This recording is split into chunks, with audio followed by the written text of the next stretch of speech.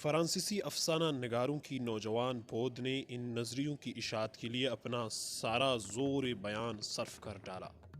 19ویں صدی کے آغاز میں ژوژ رساں ایک مشہور فرانسیسی ادیبہ ہوئی ہے جس نے جنسی تعلقات کی رنگا رنگی پر زور دیا ہے۔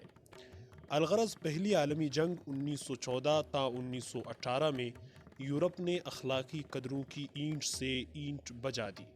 تمام یورپی ملکوں میں فرانس بازی لے گیا۔ فرانسیسی اکابر کا ایک ہی نعرہ تھا: بچے جنو اور جناؤ۔ مناکحت کی ضرورت نہیں، کنواری یا بیوہ جو عورت بھی وطن کے لیے رحم کو رضاکارانہ پیش کرتی ہے وہ عزت کی مستحق ہے۔ ان عورتوں کو ام الوطن کا خطاب دیا گیا۔ ایک فرانسیسی قائد لکھتا ہے: پچھلے 25 سال میں ہم کو اتنی کامیابی ہوئی ہے کہ حرامی بچہ حلالی بچے کا ہم رتبہ ہو گیا ہے۔ اب صرف اتنی کسر باقی ہے کہ صرف پہلی ہی قسم کے بچے پیدا ہوا کریں تاکہ تقابل کا سوال ہی باقی نہ رہے۔ ایک معلمہ ناجائز بچہ جننے کی جرم میں معطل کر دی گئی تھی۔ اس کو فرانس کی وزارت تعلیم نے اس بنا پر بحال کیا کہ نکاح کے بغیر ماں بننا زیادہ جمہوری طریقہ ہے۔ فرانس کے 127ویں ڈویژن کے کمانڈر نے دوران جنگ میں ایک حکم نامہ جاری کیا تھا جس کے الفاظ یہ تھے: معلوم ہوا ہے کہ فوجی کوہبہ خانوں پر بندوقچیوں کے ہجوم اور اجارہ کی وجہ سے سوار اور پیادہ سپاہیوں کو شکایت ہے۔ ہائی کمانڈ عورتوں کی تعداد بڑھانے کے لیے کوشش کر رہا ہے۔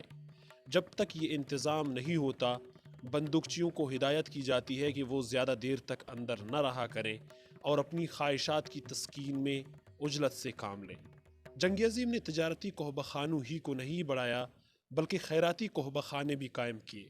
ان خیراتی کوہبہ خانوں کا مقصد فوجیوں کی دلجوئی تھا۔ فرانس کی وزارت جنگ نے ان خیراتی کوہبوں کو وار گاڈ مادر کا لقب دیا۔ اردو اس کے ترجمے ہی سے معذور ہے۔ اب کئی برس سے فرانس میں کوہبگی کا پیشہ انفرادی نہیں رہا بلکہ اجتماعی تجارت اور اجتماعی صنعت کی حیثیت اختیار کر گیا ہے۔ کئی لمیٹڈ کمپنیاں قائم ہیں۔ ان کے کارندے بڑی بڑی تنخواہیں پاتے ہیں۔ اخبارات میں ان کے اشتہارات چھپتے ہیں۔